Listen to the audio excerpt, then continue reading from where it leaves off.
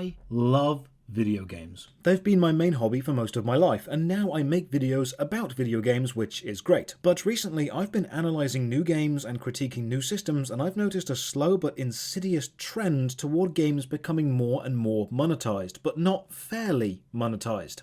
Anti-player monetized. It's the feeling you get when you look at a battle pass in a game you've already paid full price for. It's the tiny slither of sadness when a game you want has different exclusive levels for different consoles and you'll know you'll never get to experience every part of that game now. It's that cosmetic you want, costing 1,005 gems, but the gems are sold in packs of 1,004. It's the knowledge that year on year the microtransactions from FIFA Ultimate Team alone make more money than Elden Ring's entire sale run. It's the unfortunate reality of gaming after the marketing executives took over, and it's hard to explain exactly how or when it changed, but explaining things is what I do. So let's go back to the start of gaming and work out when this whole mess started. And then I'll actually pinpoint the exact thing, the specific design choice which makes new games feel wrong. Welcome, I'm Josh Hayes. Let's work out what the hell went wrong with the monetization of gaming. As usual, a massive thank you to all the supporters on Patreon, Twitch and YouTube who keep the channel alive.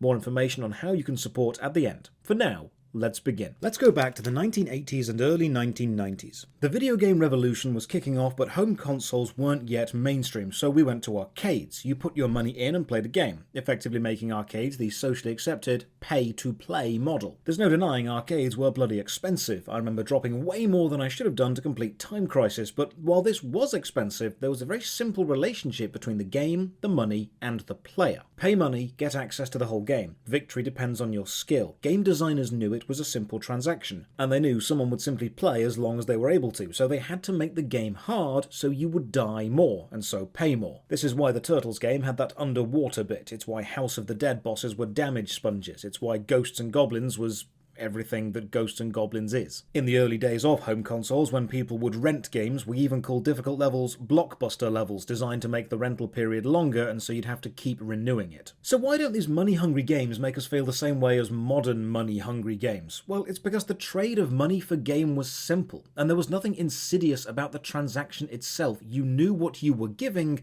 and you knew what you were getting. And if you were to break down the design time of a game into a pie chart at that point, it might look something like this. Story, graphics, narrative connections between them, mechanics, marketing, playtesting, and then how much a go at the arcade costs. There was a lot going on in the development of a game at these times, but it's all focused on making a game good, because at that time, good games make the most money. When a company discovered a successful game, they couldn't just augment the original with downloadable content or extra levels, because that technology didn't exist yet. They'd have to make a complete sequel, and so gamers got more games. Jump forward to the mid-1990s, the home console market had taken off. You buy a console, you buy a game, and then you play that game. Now, the whole lives mechanic in games at this time was a holdover from the arcade design space and wasn't actually needed in home consoles, because you didn't need the player to put more money in. Dying when you have 3 lives, then restarting from your last save, or just dying and restarting from the save anyway with no arbitrary life limit was functionally the same thing, but design moves slowly. Away from the arcade model, you no longer paid per play, and you now paid per game, and you then played as much as you wanted. Games were expensive, of course, but when you bought a game, it was complete. If it shipped with bugs, it would just have bugs forever. If it shipped with secret unlockable stuff, it would have that forever. When you owned the game, you owned the ability to play as much as you want of the complete experience. And this was a very simple and fair transaction. While the arcade was,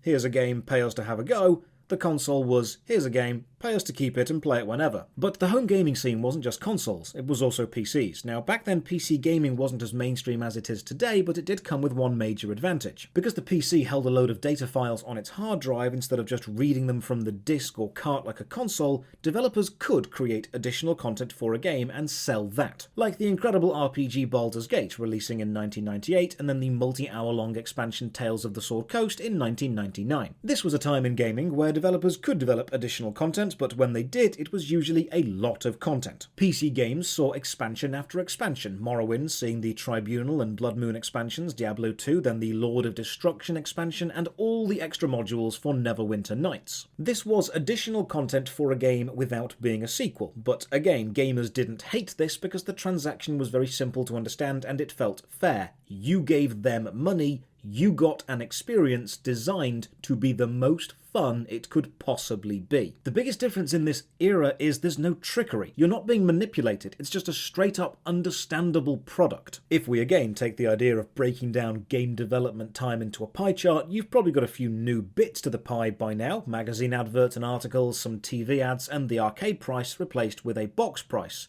But it is still mostly make a good game and you will make good money. Then in 2004, online gaming really started to kick off, with World of Warcraft being released, but Blizzard aren't the bad guys in this story, at least not yet. For now, we need to look to the east, to another popular online game from Korea called MapleStory. Now in Japan, the small toy capsules gachapon had been popular for years. You put money into a gachapon machine and get a random toy of varying rarity. These systems appeal to people who like collecting things and people who like random chance or mystery. It's basically gambling on a rather inconsequential level, but the psychology behind it is very, very powerful. So MapleStory introduced an in-game gachapon style system. 100 yen got you a ticket for a random in-game item, and many people consider this to be the first example of a random loot box. But more importantly, this was the first moment in mainstream video games where you could pay money and not know what you were getting. You were no longer paying for the game or for an established product, you were paying for the mystery. The ephemeral moment of what if between purchase and eventual prize. And this system made a lot of money, because MapleStory was online and other people could see what you won. So it was no longer about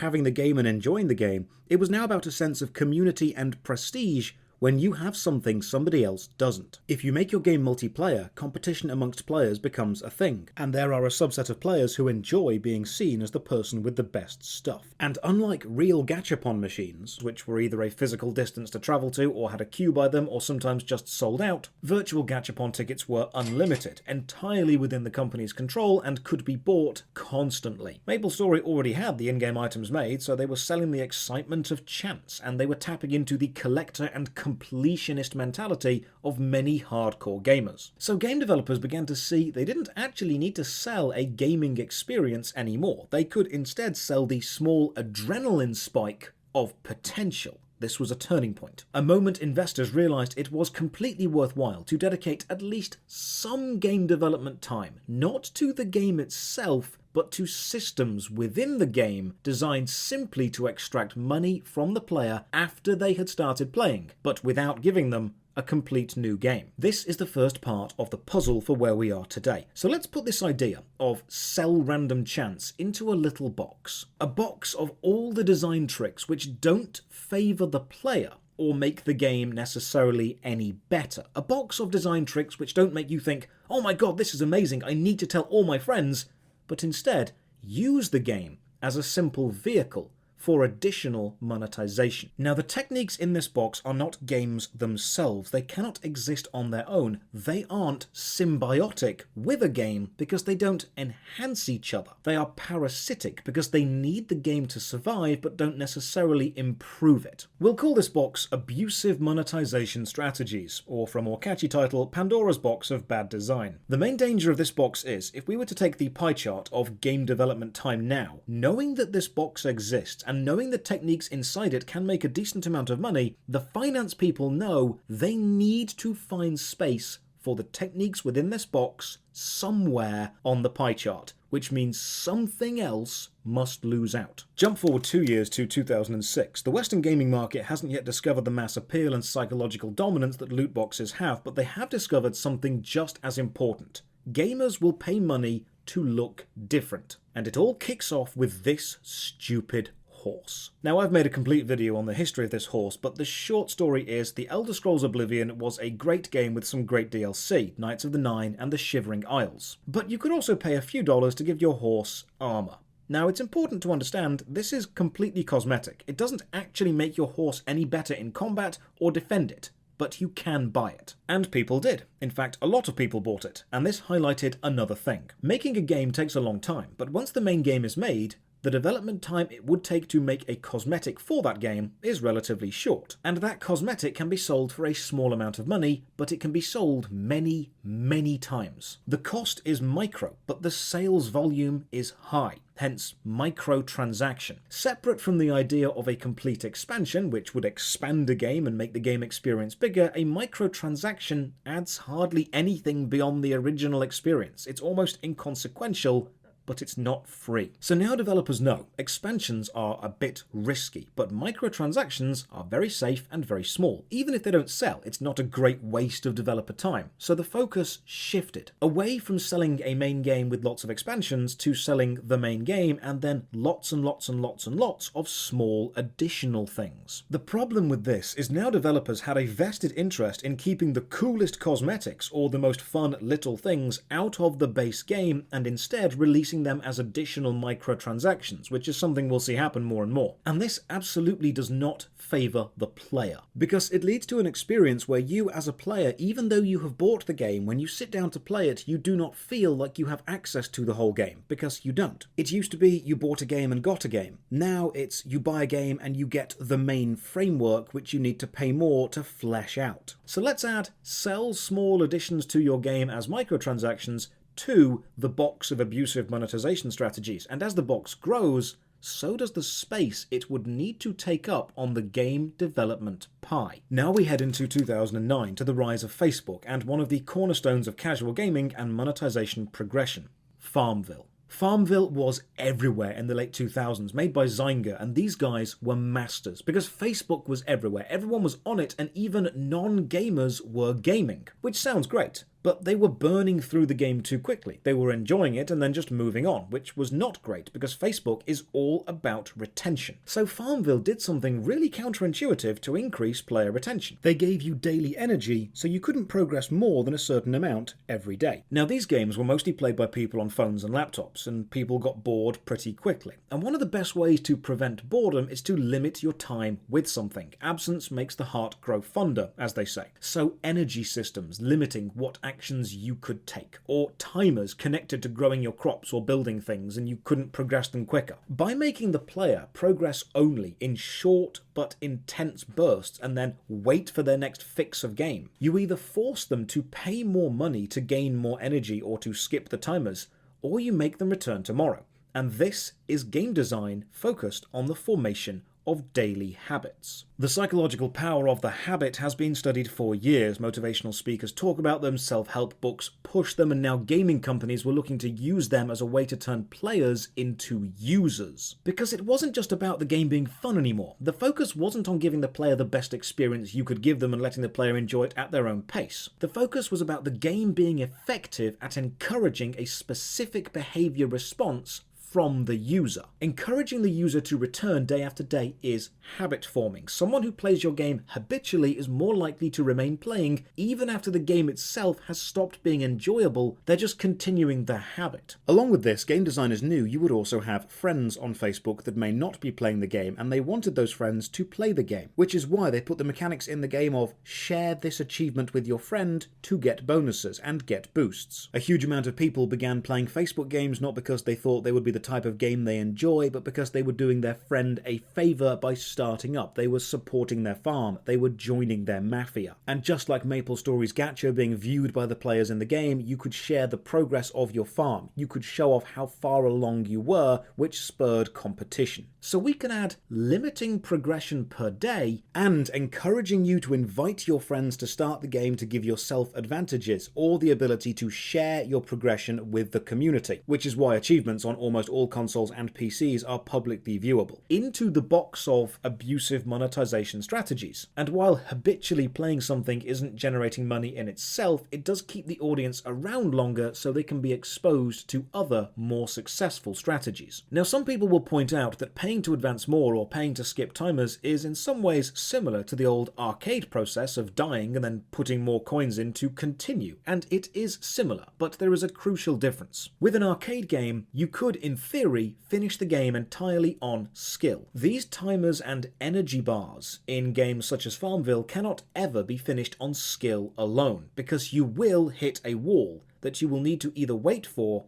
or pay to remove. But this wasn't everything. Nowhere near. Farmville had other strategies. You had timers and you could pay to make them progress faster, but not with money directly. Now you had to convert real money into a proprietary currency. In this case, farm bucks. And this is one of the most prevalent designs we still see used, because it does several psychological things disgustingly well. If you can buy something directly from a game, you can see the cost in a currency that you understand. But if the game displays items in their own proprietary currency, such as gems or coins or platinum or farm bucks or whatever they want to call it, you have to make one mental step converting the currency from what you understand to what you don't understand. So all these things are now one mental step away from having real value, and that is hugely important, because even one step is further than most people are willing to go. So let's add that into the box. Proprietary in-game premium currency to obscure real-world value by a single step. Bonus points if it makes you convert the currency to multiple other in-game currencies, which is almost completely impossible to track in your own mind. So you need to buy the currency, and this is the next trick. The currency is usually sold in packs, and these packs are specifically sized to either be just under what you actually need or very, very close to the next best thing, making you consider the next pack up. For example, if you need 100 gems to buy something in the game and gem packs are sold in packs of 90 or 205, you may as well buy the 205 pack. But then there's a really good item in the game for 210, and you're only 5 gems short.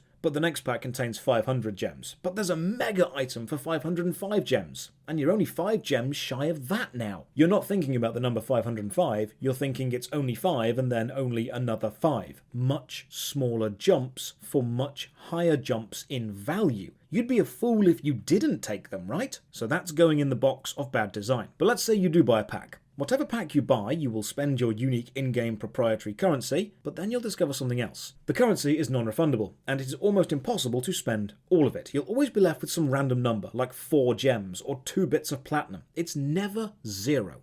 And this will bother you, because in your mind, that's a waste, and you don't like waste. And if you don't spend that currency, then the game is keeping it, and you've paid for that. But the only way to make this useful is to buy another currency pack. I mean, you'd be a fool if you didn't do that, right? You can't have premium currency just sitting there in strange, unspendable amounts. It's annoying.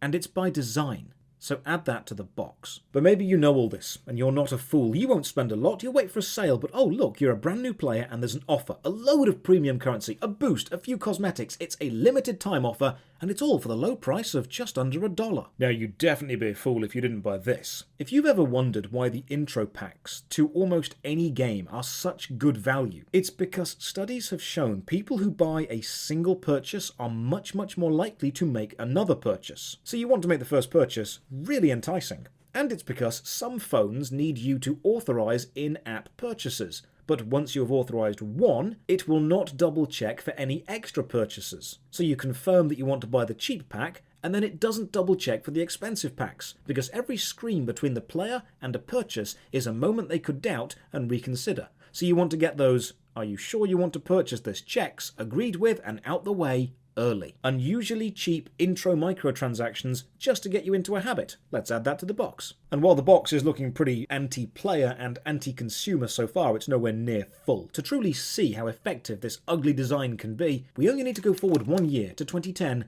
and look at FIFA's Ultimate Team mode. Now, I'm not really into football games, but the FIFA franchise of games actually highlights the game design shift really well. It shows how games have moved from being a fun experience by themselves to a fun enough framework that other monetization tactics will cling to like limpets. In FIFA, you can buy loot boxes, which contain random cards of players, and use these to build up your Ultimate Team. The Ultimate Team mode takes several of the box ideas and combines them, and now the Ultimate Team mode makes more money than the box sales of FIFA itself. In fact, since 2018, FIFA Ultimate Team has generated over $1 billion in revenue per year for EA. In 2021, they made $1.6 billion. And it happens every single year. And the cards you buy in the Ultimate Team for 1 year cannot be used in the next year, meaning the microtransactions now have a shelf life. Horse armor may last forever, but what if it didn't? What if you could make a player pay for it again and again every year? Let's add that to the box. Yearly repeating microtransactions. Now, as a developer, you'd look at this thing, this box, and think, wow, selling my game isn't the profitable thing anymore. It's what I can sell within the game. By now, the box of abusive monetization strategies is so big, it's almost impossible to ignore if you are making a game. 1 year later, in 2011, the MMORPG RuneScape is suffering. They had a major update to the combat system, which a huge majority of the player base hated, and this made them lose a lot of players. This is a mistake worthy of its own video, but the bottom line is, they are a monthly subscription game losing subscribing players, and they need to find a way to either recover paying members or to stem the tide of people leaving. Enter the loyalty program. Every month of membership, you now earn loyalty points, and you earn more for every consecutive month that you remain subscribed. And then you can spend loyalty points on cool exclusive cosmetics, or mechanically powerful auras and boosts. So now, cancelling your membership wasn't just a case of thinking, I'm not enjoying the game, so I won't pay, which is a very simple, understandable, fair transaction. It's now a case of thinking, I'm not enjoying the game, but if I unsubscribe, I break my loyalty streak and will earn far fewer loyalty points over the long run, which will put me at a disadvantage if I ever do want to come back in the future, which is not as fair. The transaction used to be simple, but now we're putting the player in the position of give money even if you don't want to play because you don't want to break a habit. That's going in the box. And by now the box is demanding a bigger and bigger slice of the game design pie chart. 2 years later, 2013 sees the release of Dead Space 3, the third installment in a terrific horror trilogy. Well, sort of. While Dead Space 1 and 2 were indeed terrific horror games with tension and pacing and balanced gameplay and great stories, Dead Space 3 did something strange. It took the idea of you being a lone engineer trapped on an infested spaceship, struggling against incredible odds, using only your small collection of mining tools and very limited ammunition to survive, and it added in the ability to let you buy in-game guns with real cash from the cash shop. A horror survival game selling you in-game guns and ammo, completely defeating the atmosphere and vibe the game was going for. Selling players things they could use within your game to make the game easier. Let's add that to the box. That's effectively selling power. This one manages to out-monetize even the arcade. It would be like putting more coins into Time Crisis and getting a rocket launcher, or removing the time limit in Crazy Taxi. It sort of defeats the purpose of the original game. Along with Dead Space selling guns, we now see the MOBA game Dota 2 release what many consider the first major Battle Pass system. Now, when this craze started, I remember walking into gaming shops and seeing the phrase Battle Pass everywhere, and I had no idea what they were. Effectively, they are optional purchases which unlock a series of challenges or processes you can go through to unlock more stuff in the game, but they are time sensitive. So you buy the monthly Battle Pass, and if you play a certain number of hours, or kill a certain number of enemies, or achieve a certain number of whatever it wants you to do, you can advance along the Battle Pass and unlock new stuff. Now, you could just have the unlockable stuff be available for everyone to unlock anyway, but by limiting it to a timed Battle Pass, you're doing a few manipulative things. You're creating a fear of missing out, or FOMO, as players know if they don't have this month's Battle Pass, they may never get the full experience or that rare cosmetic ever again. So you are encouraging an unhealthy amount of gameplay, because if you're not advancing your Battle Pass, you're losing precious time. So now you're actually discouraging players from enjoying any other game and forcing them to focus entirely on progression within yours. This design is of course at odds with the limit playtime technique, because they appeal to different demographics. Remember, a Battle Pass or limited time progression track doesn't always actively improve a game,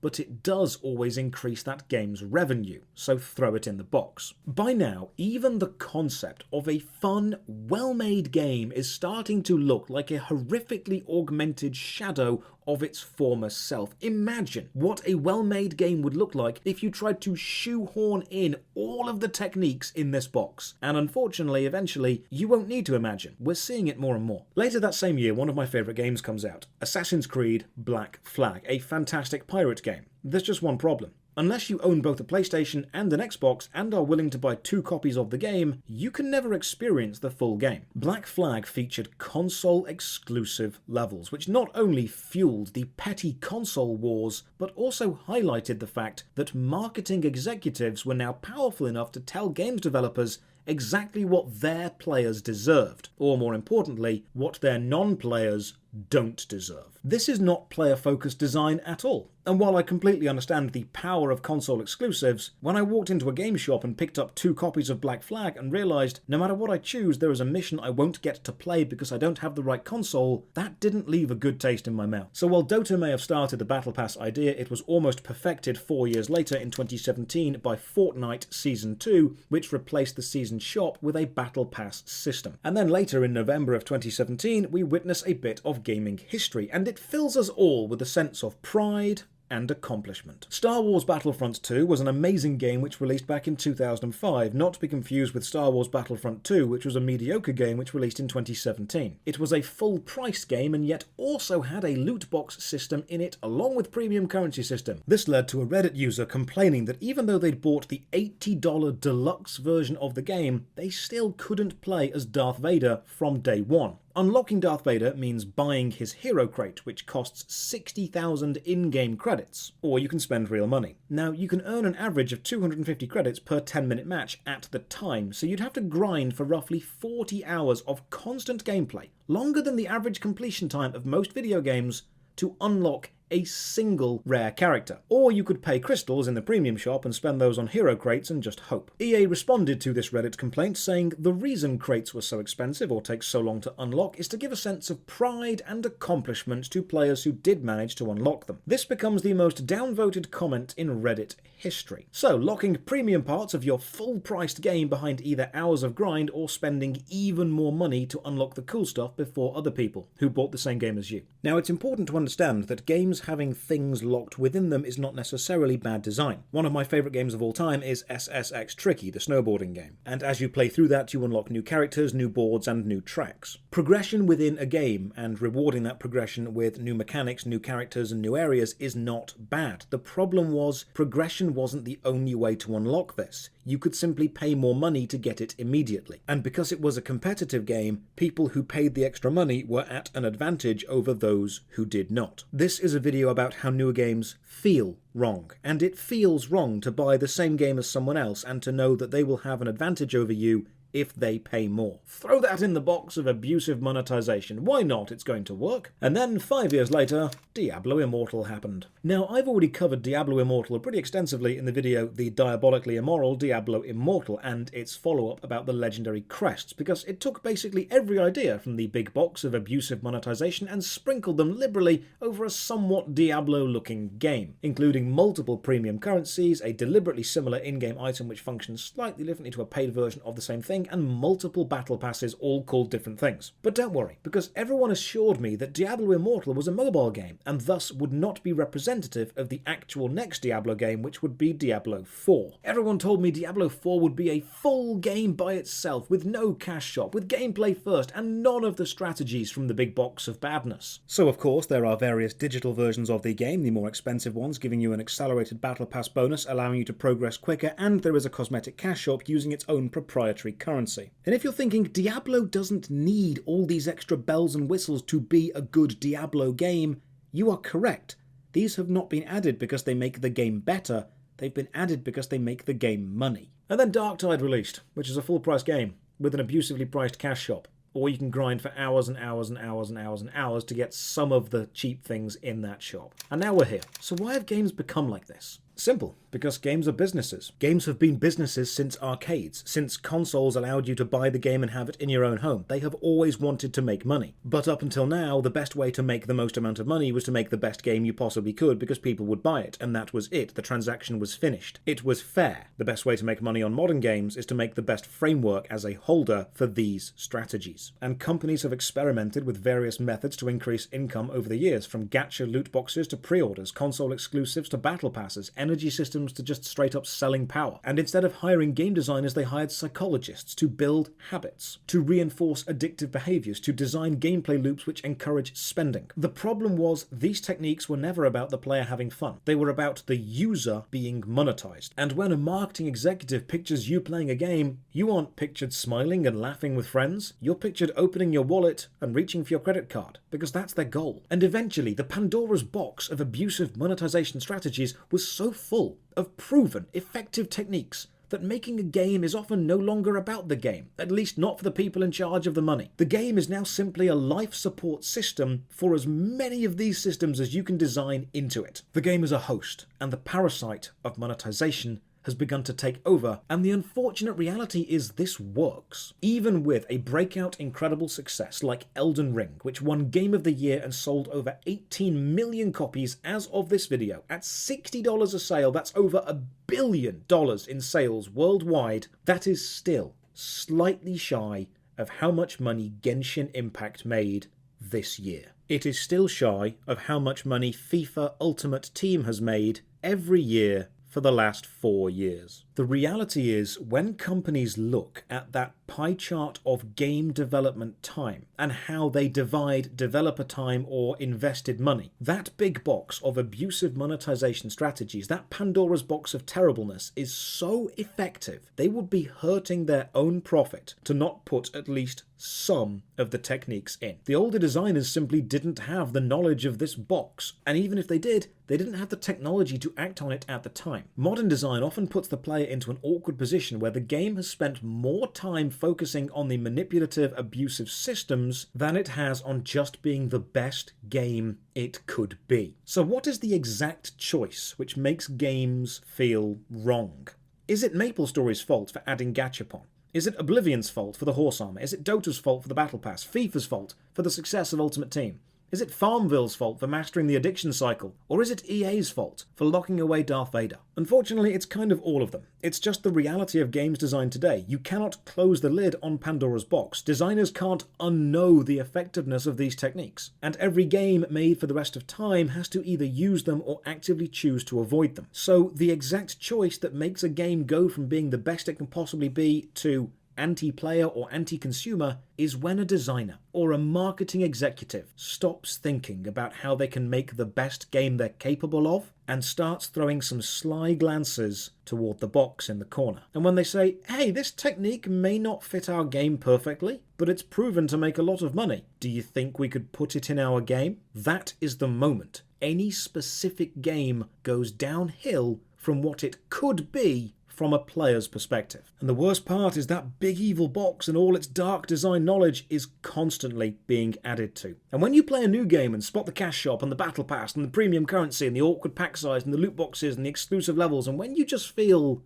sad that the game didn't have to do that, that's when you know that the pie chart of design of this game had at least a small slice dedicated to that stupid box. A small slice focused on making the game a little bit anti-player in the name of a lot of profit. But personally, I also know it can be very cathartic to be angry at a thing instead of a concept, so let's all just collectively agree to blame the stupid horse. Cheers for watching. Another massive thank you to all the supporters on Patreon, Twitch and YouTube who keep the channel alive. You can support from only £1 a month. Check the description for links to the Patreon, Twitch, Twitter and our Discord. And as always, have a great day.